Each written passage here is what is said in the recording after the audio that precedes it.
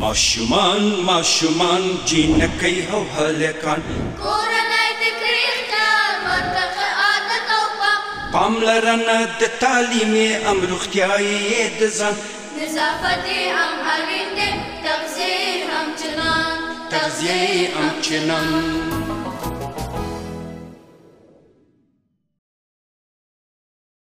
دلوی او پاک الله په سپېڅلي نامه د ځلا ټلویزیون قدرمنو لیدونکو او د راډیو درنو اوریدونکو سلامونه او نیکې هیلې مې ومنئ الله دې وکړي چې د ژوند شپې او ورځې مو د خوښۍ خوشحالیو ډکې تېرېږي یو ځل بیا هم د رڼا په لور د ګردې میز خپرونه ده د خپرونې کوربه زه ظاهر الله ظاهر یم د خپرونې نن موضوع مو ده خوارځواکي څه ډول ناروغي ده څنګه درملنه کولی شو ډېری ماشومان پر دغه ناروغۍ اخته کېږي څه کول پکار دي تر څو زموږ د هېواد د ګلالي ماشومان له دغې ناروغۍ خلاص شي په دغه ټولو موضوعاتو د کونړ د ولایتي روغتون د خوارځواکۍ د برخې مسؤل ډاکټر ښاغلی شفیق الله بابر راسره مېلمه دی غواړو په دې ټولو موضوعاتو له دوی سره خبرې وکړو ډاکټر صاحب لومړی ستړي مه شئ او کراپل زموږ اورېدونکي او لیدونکي د دې موضوع په تړاو ډېر ښه پوه شي دا خوارځواکي څه ته وایي ډاکټر صاحب السلام علیکم تاسو ته هم ستړي مه شئ او بخیر او ټولو هېوادوالو ته د ځلا تلویزیون د لارې خپل سلامونه عرضه کوو او رابه شو د خپلې موضوع ته چې خوارځواکي ده خوارځواکي یو ډېره خطرناکه ناروغي ده چې ټوله نړۍ د چلنج سره مخامخ کړې ده خصوصا په وروسته پاتې هېوادونو کې ټول دولتونه د وروسته پاتې هېوادونو د خوارځواکۍ سره مخ دي او دا د هغو د وزارت صحتیابۍ لپاره یو چلنج دی دا دغسې ناروغي ده چې زموږ تنکي ګلالي ماشومان په خوارځواکۍ یا د غذا د کمبود د وجې د مرګ کندې ته ولېږي زه بیا تعریف کوم چې بده تغذیه یا خرابې تغذیه ته څه شی وایي خوارځواکي یعنې یا د کومه غذا چې موږ اخلو یا به دې کې هغه مغذي مواد چې زموږ وجود ته ډېر ضرورت لري یا به پکې کم وي او یا به پکې زیات وي که زیات هم واخیسته هم دا زموږ وجود ته تاوان کوي موږ په چاقوالي باندې اخته کوي او چاقوالی هم یو ناروغي ده ځکه ځینې ناروغیو ته زمینه مساعده ده او خواروالی هم که کم هغه غذا چې په هغې کې د غذایي مواد یا مغذي مواد کم دي هغه موږ واخلو او هغه غذا نه ډېر وخت لپاره استفاده وکړو هم موږ په خوارځواکۍ اخته کوي چې هغې د وزن کموالی یا ضعیفي ده چې په دې کې ماشومان وزن کموي او دا هم د ناروغیو او نورو انتاناتو ته زمینه مساعده یو دفاعي سیستم د وجود پکې ضعیفه کېږي او د ماشومانو د مړینې سبب کېږي درنو لیدونکو په 0 شپږ اویا شپږ څلوېښت 785 شمېره کولی شئ اړیکه ونیسئ ډاکټر صاحب تخنیکي همکاران د یوې اړیکې اشاره کوي زه اړیکه راخلو سلام ستړي مه شئ په خیر راغلئ خپرونې ته وعلیکم السلام ظاهر صاحب تا ته او د ټولو اورېدونکو ته سلامونه وړاندې کوم خوشحاله اوسئ ډېره زیاته مننه ډاکټر صاحب شفیق الله بابر په خپرونه کې بلبلې د کونړ د ولایتي روغتون د سوی تغذیه د برخې مسؤل دی که تاسو په دې تړاو هره پوښتنه لرئ مهرباني ډاکټر صاحب پوښتنه ځوابوي درته ظاهر صاحب سلیمان نور زه یم او د دم کلي څخه مې اړیکه نیولې زما ډاکټر صاحب نه دا پوښتنه ده د خوارځواکۍ په له منځه وړلو کې د والدینو رول څه دی او دویمه پوښتنه مې دا ده آیا خوارځواکي پای ته رسېږي او که تر راتلونکي پورې دوام کوي ښه ډېره مننه خوشحاله اوسئ کور مو ودان خوشحاله ډېره مننه ډاکټر صاحب دا بله پوښتنه زموږ د خپرونې په لړ کې هم شته خو د دوی پوښتنه بیا ځواب کړو چې آیا خوارځواکي چې یو ځل په چا راشي له منځه ځي که بیا هم په یو انسان کې یا په یو ماشوم کې لیدل کېږي دا بله پوښتنه بیا زموږ بحث کې شته خپلې وروستې خبرې خوارځواکي موږ تداوي کوو دا د منځه ځي بېرته نه راځي او په دې خاطر د منځه ځي چې موږ خپلو ماشومانو ته ښې تغذیه کوو او هغه غذایي مواد چې په شفاخانه کې مثلا موږ ناروغانو ته په نظر د سوی تغذیې هغه ډول ته چې هغه متوسط دی شدید دی ورکوو او د کور ټول غړي ځان له مور نه مور او پلار نه نیکه د کورنۍ ټول غړي دا د یو دغه سوی تغذیې ماشوم چې په سوی تغذیې اخته دی دا د یو ناروغ په حیث قبول کړي نه د یو دلته زموږ په ټولنه کې رواج دی خوا دا سوری په شوی دا یو ناروغه دی او هغه غذایي مواد چې موږ یې ورکوو دا یو ټیپ او یو سیپ په نوم باندې زموږ په ټولنه کې اوس د چاکلیټو په نوم نه دي دا هم دوا ده هم غذا ده که دا په دقیق ډول په صحیح ډول دغه ماشوم ته چې چا ته موږ ورکړي او څوک په سوی تغذیې په دغه کورنۍ کې اخته دی ډېره ښه استفاده وشي صحیح ورکړي ورته نور څوک یې ونه خوري په بازار کې خرڅ نه کړي بلکل دا سوی تغذیه نه په یو هفته نه په 2-3 هفتو کې بلکل د منځه ځي او دا ناروغ یو د نورمال حالت ته ځي او هېڅکله به که د کورنۍ دغه ماشومانو ته ښه توجه وکړي بیا په سوی تغذیې چې کومه ناروغي په رانه شي یا ډېره مزمنه یا خطرناکه ناروغي چې ډېر وخت لپاره دا متضرره نه کړي هېڅکله بیا په سوی تغذیې نه اخته کېږي خو د کورنۍ ملاتړ به ورسره وي بالکل ډاکټر صاحب ډېره مننه. ډاکټر صاحب باور خوارځواکي څنګه رامنځته کېږي، د څه وجې نه رامنځته کېږي؟ غواړو په دغه ټولو اړخونو تاسې زموږ اورېدونکو ته د بېلابېل اړخه معلومات ورکړي تر څو هغه کورنۍ چې دغې موارد باندې پوه شي تر څو خپل ماشومانو ته توجه ډېره شي او دغې ناروغۍ مخنیوی وکړي. خوارځواکي لاملونه څه مشخص شته دی؟ خوارځواکي ډېر لاملونه غواړي ټول باندې درې غټ لاملونه دي چې اساسي یو سم د لاسه عوامل دي لکه مرضونه دي، دا مهاجرتونه دي، د یو ځای نه بل ځای کېدل دي، غربت دی، دغه حالتونه دي چې په دې کې سوی تغذیه سم د لاسه منځته راځي. یو ماشوم ناروغه کېږي څو ورځو دپاره یا شیر باندې اخته کېږي، اسهال اخته کېږي، خپل وزن څه کوي، اشتها خرابېږي، وزن د لاسه ورکوي، ماشوم سوی تغذیه ته ځي. بل بې ځای کېږي مهاجرتونه او دغه راځي، د کورنۍ هغه اقتصادي حالت خرابېږي، په دغه وخت کې غذا ورته نه رسېږي، هم په سوی تغذیه باندې څه کېږي، اخته کېږي. بل منځني اسباب دي چې په دغه کې فوډ سکیورټي ده، د غذا کموالی دی چې په دغه وخت کې هم ماشومان څه کېږي، غذا ورته پوره نه رسېږي، په سوی تغذیه اخته کېږي. او بل اساسي عوامل دي چې په اساسي کې بیا ټولنیز او اجتماعي او ټولنیز او دغه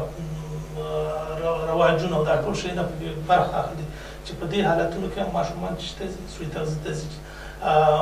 ځینې خلک د یو رقم غذا نه استفاده نه کوي، ځینې بل رقم نه کوي، ځینې وایي دې ته شوده مه ورکوئ،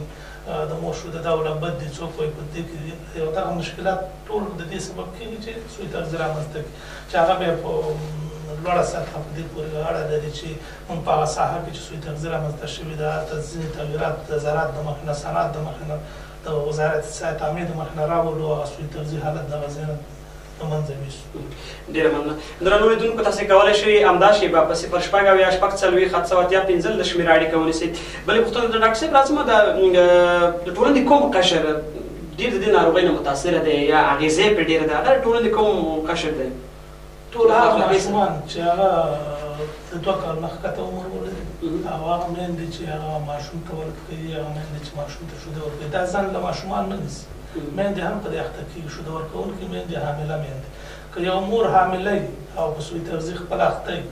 دغه به سوی تغذیه ماشومان زېږوي، ولې دا خپله په سوی تغذیه اخته هغه انرژي چې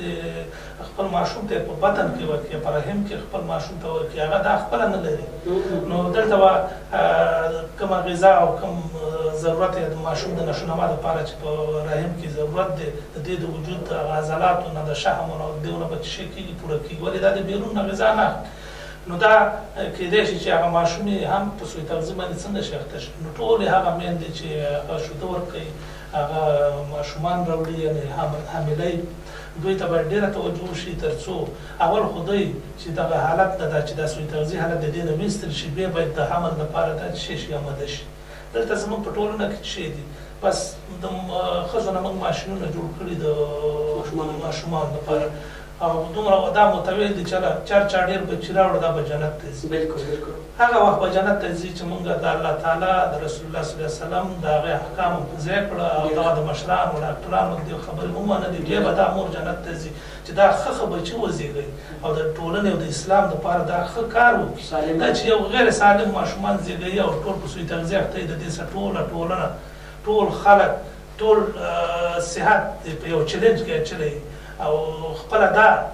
ټول په رواني ناروغیو اخته شوي دي چې خویندې او پلرونه راځي. خو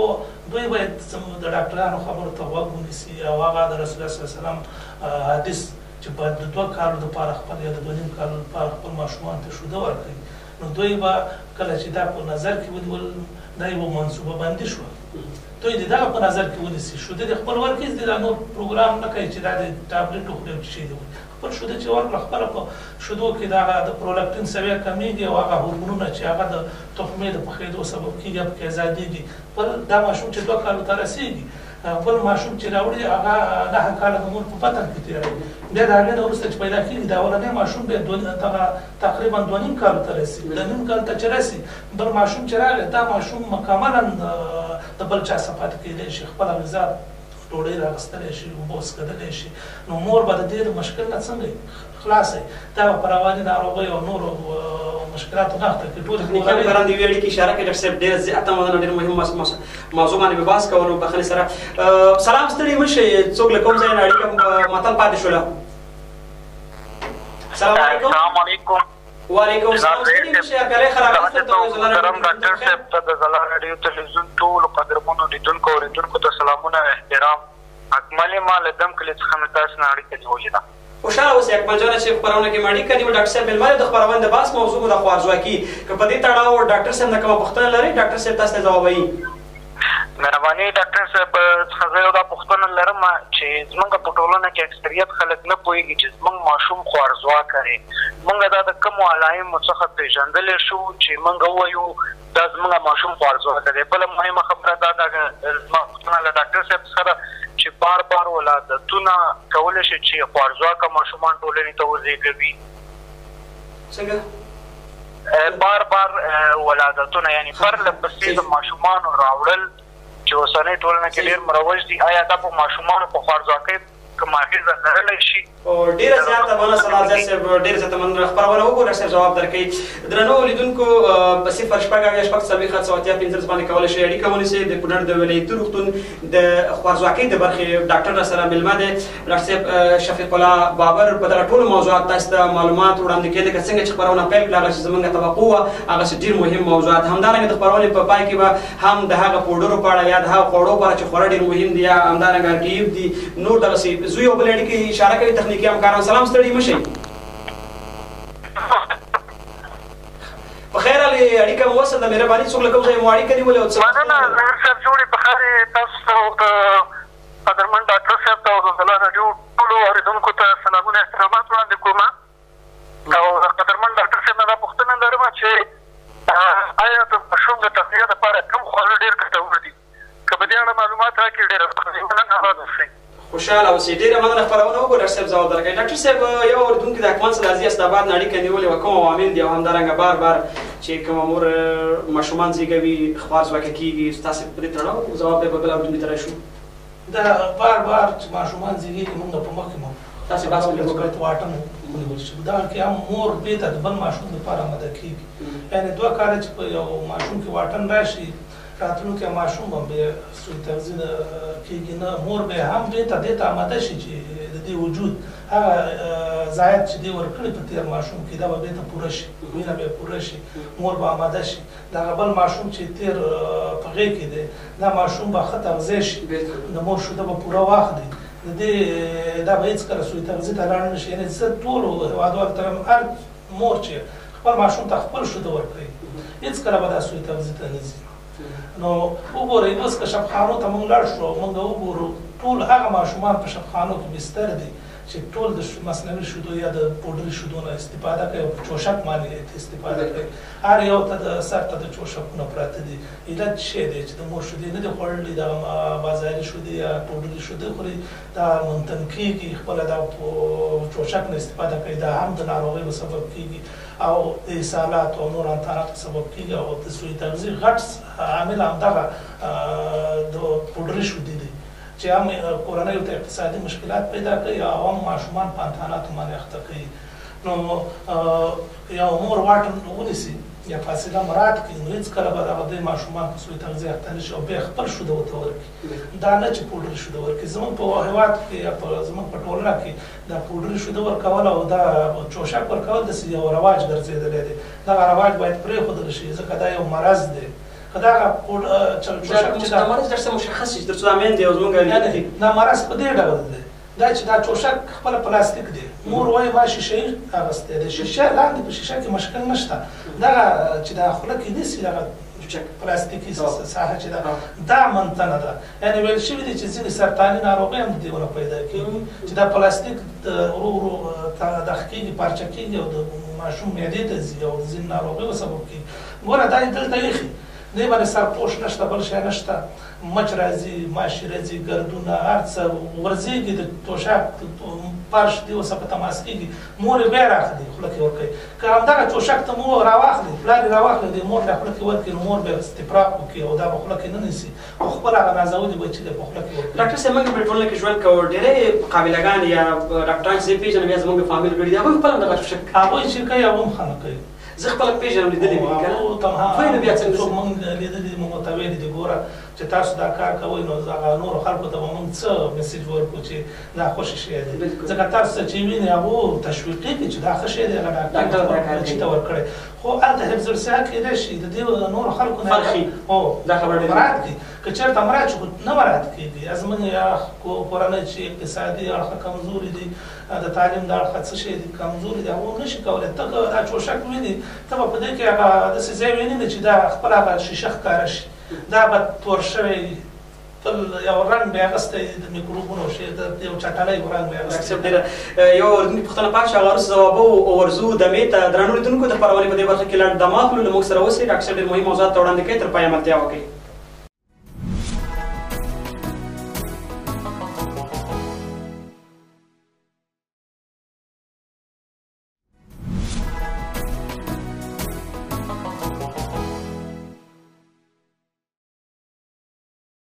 درنو لیدونکو بیا هم ښه راغلاست لنډه دمه مو واخیستله د خپرونې د بحث موضوع مو د خوارځواکي غواړو د ټولو موضوعاتو د ډاکټر صاحب قدرمن سره خبرې وکړو تاسو خپرونه تر پایه وګورئ ډاکټر صاحب یو نور اړیکه نیولې وه پوښتنه پاتې شوله وایي چې کوم خواړه خورا مهم دي د ماشوم د تغذیې په برخه کې وایي ټول خواړه هغه خواړه چې مغذي مواد ډېر ولري هغه ټول د ماشومانو دپاره چې شی دي مهم دي چې مایکرونیوټرنټ او ماکرونیوټرنټونه په خپل ترکیب کې ولري دغه اووه ګروپه غذاګانې مونږ دي دا ټولې باید زموږ په غذاګانو کې شامل دي ټول هغه ماشومان چې هغه 2 کالو نه ښکته یا د 2 کلنۍ پورې عمر لري دغه 3 ټیمه چې مونږ ډوډۍ خورو یا غذا خورو دا دیو دپاره نه بس کېږي باید د دې په منځ کې مونږ دیو ته په وقفوي ډول باندې خواړه ورکړو لکه سهار کې باید د ځان سره کښېنو او لکه شوده ورته ورکړو ماسک ورته ورکړو کوچ که چېرته څوک امکانات ولري دا ورته ورکړو که هګۍ وي هګۍ جوش شکل یا په غوړو کې پاخه کړي شکل باندې په هر شکل چې ماشوم اوس علاقه لري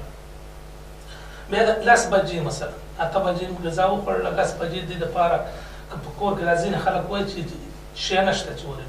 ماشاءالله نورې نړۍ نه زمونږ افغانان ښه دي اقتصاد یې دومره خراب نه دی یو څه لرو په کور کې چې ویښو مثلا لوبیا کور کې شته لوبیا خو هر کور کې شته دغه لوبیا راواخلئ په اوبو کې ښه جوش کړئ چې جوش کړئ لږ غوړي ور واچوئ ورته چې ښه نرمه شي او لږ داسې د شوروا په شکل او دا پکې حل شي دا ورته ورکوئ بل ټایم چې غرمه کېږي بیا د ځان سره کښېنوئ دا تشویق کوي چې خپله غذا وخوري مثلا ځینې میندې وایي زما ماشوم ډوډۍ نه خوري خو دا یې د دواګانې شیانې ورکړي هېرولي دغه غذا راواخلئ چې دې ته ورکوئ دا خپله یو پیره خپله وخورئ هغې ته هغه د شپې د راتګ هغه تمثیل ورته وکړئ چې خوږ دی داسې دی که نه بل یو ماشوم چې غټ دی هغې ته یې خوله کې ورکړئ چې دا پوه شي چې دا یو ښه شی دی چې دا مور مې هم خوري او د ورور مې هم خوري نور د کور غړي هم خوري بیا یې دې ته وړاندې کړئ دا هم خوري نو په دغه شکل بیا 2 بجو ټایم کې ورته مثلا که وسم کېږي یو کیله دا په ښه حل کوي قاشوغه خوړلی شو یا غټ ماشوم لږ غټو همداسې خوړلی شو ورې کوي هغې نه وروسته همدغه شان د شپې دخوا په دغه وقفوي ډول باندې دغسې غذاګانې ورته ورکوي بل مور د شیدو په ورکړې نه پوهېږي چې زه څو ټیمه په 4 ساعته کې باید خپل ماشوم له څو ځله تی ورکړم د ورځې 2 ځله ورکړم د شپې 2 ځله ورکړم باید د ورځې د تی ورکول د 8 ځلو نه کم نه وي که چېرته ماشوم نه غواړي چې تی ولوي او ودی بیا یې مه ورکوئ خو که تی غوښتل ماشوم تی ته واچوئ 20 منټه باید د خپل ماشوم ته خپل شیدې ورکوئ یو تینه ورته شوده ورکوئ تر څو شوده چې د مور دي دا 3 برخې لري اوله برخه یې اوبه دي الله تعالی اوبه ده کړي چې دا هضمي سیستم څنګه شي دا نرم شي لوند شي او بل تندې رپه شي بیا ورپسې خواږه ده که چېرته د ګلوکوز د وجود کمې هغه پوره شي بیا ورپسې هغه مغذي مواد په اخره کې دي چې هغه شحم دي پروټین دي او کالوري او دا شیونه پکې شامل دي بیا هغه ورکوئ چې دا یو ټیپ مکمل شوده د 20 منټه یا د 10 منټه د ماشوم واخلي بل ځل چې وږی کېږي بیا یې بل ته واچوئ که په دې ډول تاسو مور شوده ورکړه ماشوم ته مور باید ښه مسطرې کښېني نور پیپرونه او نور شیونه ایسته کړي او دې ته کښېني چې دا ماشوم په صحیح ډول پوزیشن او وضعیت او تماس چې ورته وایي دا باید صحیح خپل ماشوم ته د شیدو ورکولو په وخت کې ښې خبرې وکړي ښې نارې وکړي ټول فکر یې باید دې ماشوم ته د شپې دخوا باید څنګه شوده ورکړي د شپې دخوا باید 4 ځل نه شوده کم نه وي د شپې دخوا شیدو د مور زیاتېږي ځینې مطالعې وایي چې د شپې دخوا نه ځینې ماده په وجود کې تولیدېږي او هغه د مور شوده څنګه کوي زیاتوي بل د شپې دخوا مور کارونه نه کوي غذا په وجود کې مصرفېږي ډېره نه یعنې غذایي مصرف د مور کمیږي او شدت څه کېږي زیاتېږي چې شدت زیاتېږي د شپې د خوا راپاڅېدی خپل ماشوم تغذیه کوي که په دغه ډول مو غذا ورکړه په دغه ډول ماشوم ته شوده ورکړو نو هېڅکله به تاسو د سوی تغذیې مخه وینئ نه او ستاسو ماشومان به پرې وګورئ چې په ټوله ټولنه کې به ستاسو ماشومان یو خلک بیا داسې نمایش په هکله وایي چې د پلاني ماشوم څومره ښه صحت لري نو په دغه ډول خپل ماشومان ته دغه شوده ورکړئ بله موږ چې هغه ماشومان په سوی تغذیه اخته کېږي او موږ بیا راځي موږ ته هغه یو ټیپ په نوم باندې چې پلمپینټ هم ورته ویل کېږي او هغه یو سیپ چې ورته وایي د همدې طرف نه ډاکټر صاحب تاسو ته ښه راغبرګم کړه په همدې درې دواړه غږي ور ټیپ باندې او سویپ باندې همدارنګه ډبل ډول پوډر چې درې واړه به وغږي پوښتنه زما همدا وه دې پسې دغه پوډر چې دی دا یو وخت کې د ټابلیټ په شکل باندې موږ ته راتله موږ به حامله میندو شوده ورکوونکو میندو دپاره دا ډېر مهمې دي بل هغه ماشومان چې هغه د مایکرونیوټرینټو په کمبود دا موږ چې مغذي موادونه یادونه کوو یو برخه همدا مایکرونیوټرینټونه دي چې دا ټابلیټ یا د پوډر په شکل دي او نو دا باید ټول هغه میندې چې هغه په سوی تغذیې باندې اخته دي یا شوده ورکوي یا حامله دي نو د دې نه باید استفاده وکړي دا ډېر مهم دي او په د حامله میندو کې چې هغه ځینې ماشومان پیدا کېږي ګورئ چې په هغه په سر کې په یو وجود په ملاب کې یو دانه باندې لري که نه چې هغه لري ځینې نورې نانګټکۍ وي چې د لري سوی ښکار چې شونډې څیري یا کلپلیپ ورته وایي پلیټ ورته وایي دغه شیانو ناروغیو مخه هم نیسي هغه هایدروسیفالوس چې سر یې غټېږي ځینې د زړه ناروغۍ پیدا کوي چې هغه د فولیک اسید د کمبود نه پیدا کېږي دغه ټولو نه دا پوډر چې دي دا مخنیوی کوي نو باید ټولې هغه میندې چې هغه حامله دي او په سوی تغذیې اخته دي او هغه میندې چې شوده ورکوونکي دي او په سوی تغذیې اخته دي هغه باید د دې پوډرو نه ښه استفاده وکړي او دا استعمال کړي او دا د هغو لپاره ډېر ګټور دي تر څو د هغو د وجود هغه مغذي مواد چې کم شوي دي هغه بېرته چې شي پوره شي او دوی په آینده کې ښه ماشومان ټولنې ته چې کې وزي کړي ډاکټر صاحب ډېره مننه RTP په وارسیب ترازو غواړو په دې هم وپوهېږو چې دا د ماشومانو لپاره څومره مهم دي که څه هم پوډر باندې بحث وشو د میندو لپاره چې کوم پوډر خورا مهم دي دغې اعلانات هم د ځلا راډیو ټلویزیون نه خپرېږي چې څومره مهم دي او تاسې کولی شئ په روغتون کې ترلاسه کړئ او ټیمونه هم کور په کور او کلي په کلي ګرځي ډاکټر صاحب دغه تاسو چې همیشه ماشومانو ته ورکوئ RTP او RCP غواړو په دې لږ رڼا واچوئ چې څومره مهم دي او څنګه یې ورکړي ماشومانو ته او ډېری خلک بیا دغه چې دی ماشومانو ته نه ورکوي دغه ډېر مهم غذایي مواد دي دې ته موږ ځان له غذایي موادو نه دا هم دوا ده هم غذا دا ټولنه کې چې چاکلیټونه ورکړل شوی دی د دې هغه ارزښت یې لږ کړی دی چاکلیټ خو د هر چا دپاره چې څوک خوري مګر دا غذا ده او دوا ده دا د هر چا دپاره نه دي ټول هغه ماشومان چې هغه نورمال دي باید د دې نه استفاده وکړي ځکه دا په خپل ترکیب کې ډېر مغذي مواد لري چې هغه د نورمالو دپاره نور هم دخ کېږي تاوان کوي ولې هغه نور هم چاقوالي ته بیا موږ سوی تغذیې دواړه ډول یو هغه ده چې چاقوالی پکې منځته راځي یو هغه ده چې خواروالی پکې منځته راځي دا د هغه ماشومان دپاره دي چې هغه خوار دي د هغې د وجود ضایعات ورکړي وزن یې کم شوی دی او که دا موږ نورمالو ته ورکړو د هغه په وجود باندې یو اضافي لوډ جوړېږي چاقېږي همدا چاقوالی دی چې په نوره نړۍ کې چې کومه سوی تغذیه موجوده ده هلته چاقوالی دی چې هغه به هم یو خطر د دې خواروالی نه چاقوالی خطرناک دی ولې د هغې بېرته کنټرولول سخت دي نو هغه هم ځینې ناروغۍ د زړه ناروغۍ شکر ناروغۍ میتابولیکي ناروغۍ منځته راوړي او هغه د مرګ سبب کېږي نو هغه باید دا غذایي مواد باید موږ نورمالو ته ور نه کړو دا صرف د دې دپاره دي چې دا سوی تغذیه ماشومانو ته یې ورکړو یو RTP یا هغه د خلکو په اصطلاح چې چاکلیټ دا یو 500 کیلو کالوري انرژي جوړوي دا 92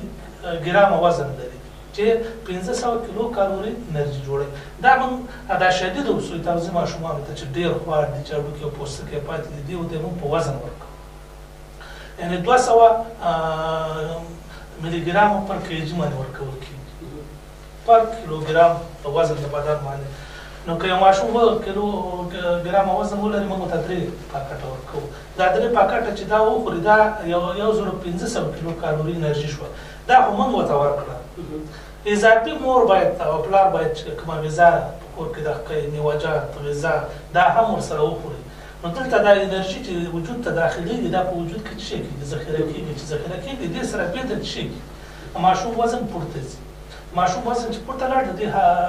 کم وزنۍ حالت نه څه کېږي وځي او بل معافیتي سیستم د دې سره څنګه قوي کېږي چې قوي شانتانات نشي کولی چې په دې باندې بیا شی وکړي حمله وکړي او دا د خپل تصرف لاندې راولي. بل همدغه اریوسیپ چې دي دغه هم په دغه شکل باندې انرژي لري چې هغه دا شدید ماشومان چې دي موږ په هفته کې یو ځل غواړو ولې دا زر غواړو چې د دې حالت شدید دی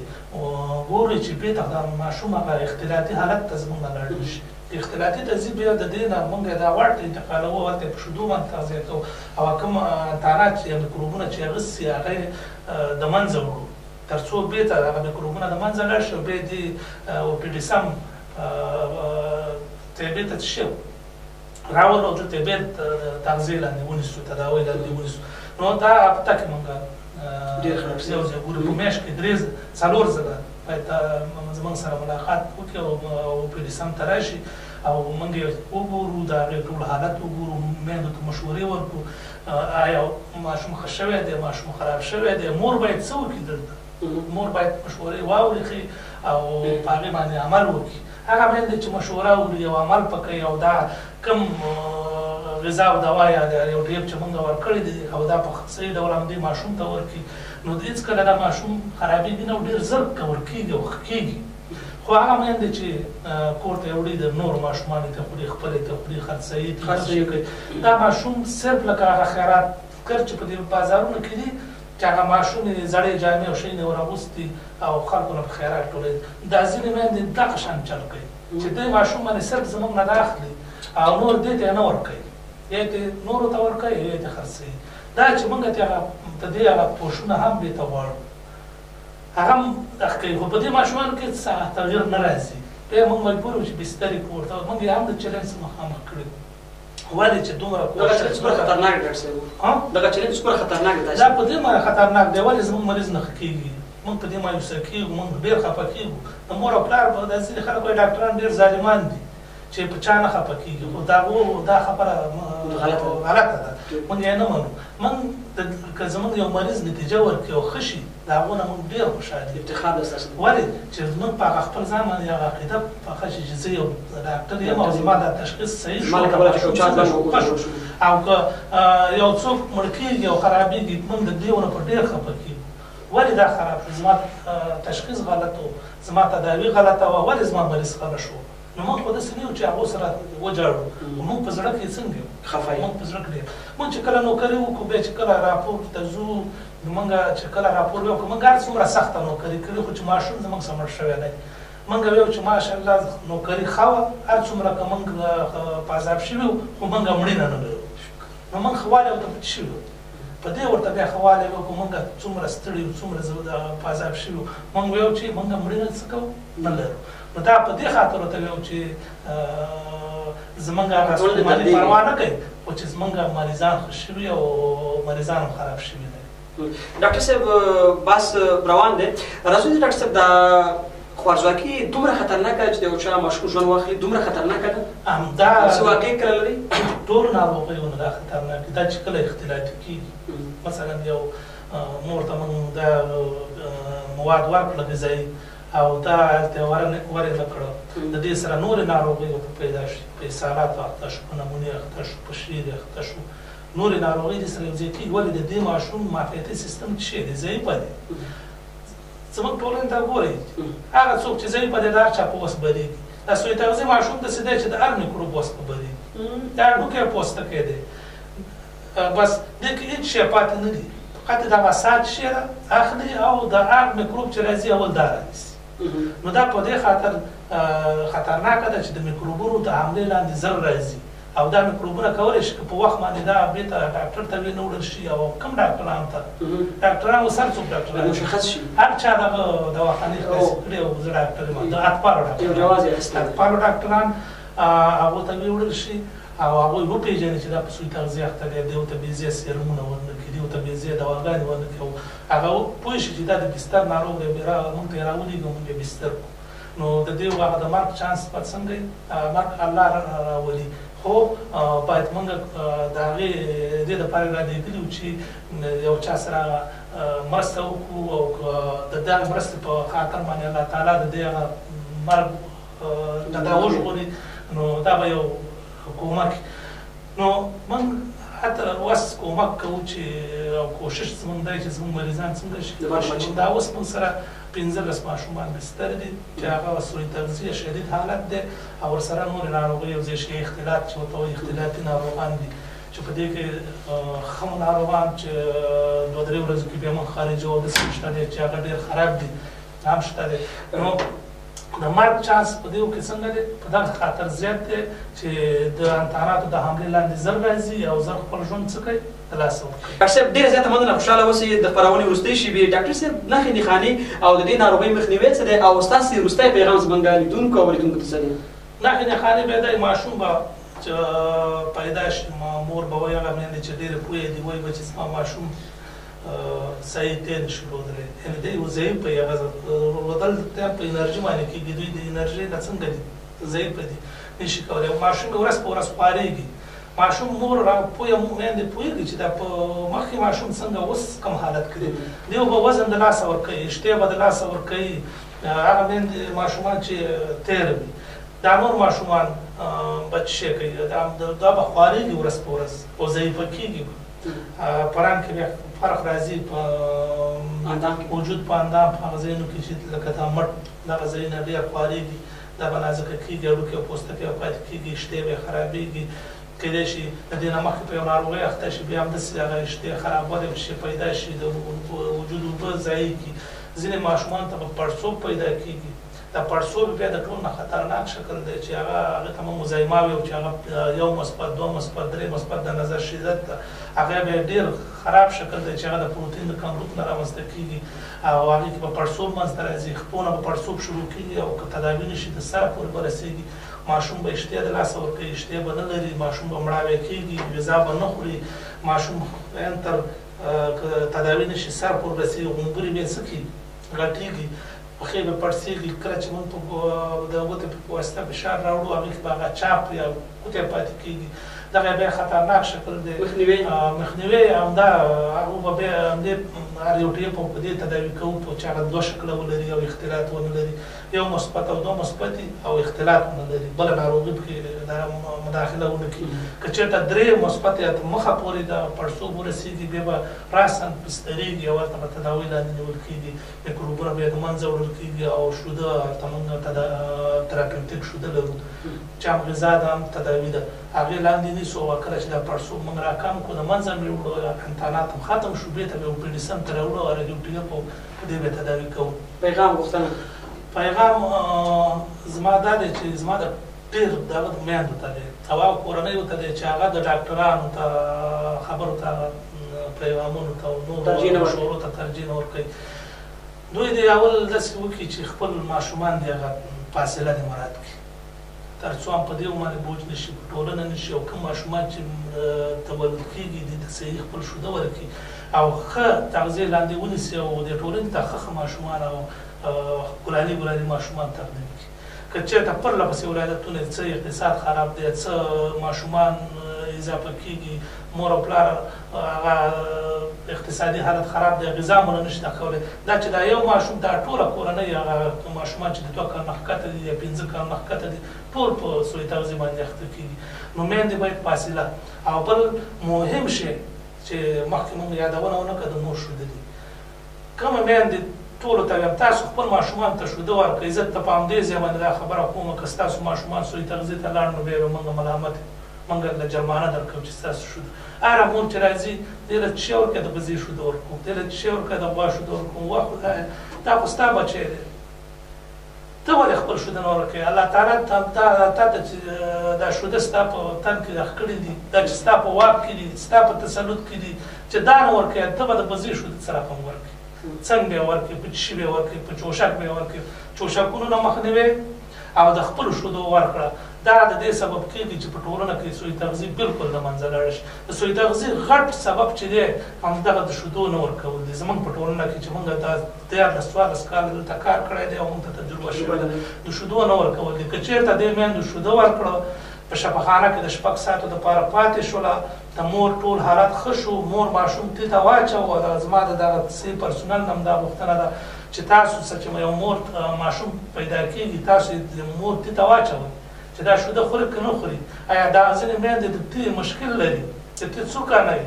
دا کور ته لاړه شرطه نور څوک نه پوهېږي، بیا اخیستی په نورو شیانو باندې بوټکې او څه شي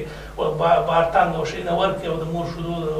رودلو نه پاتې شي او په سوی تغذیه اخته شي. نو تاسو 6 ساعته پورې دا مور ماشوم تولد کې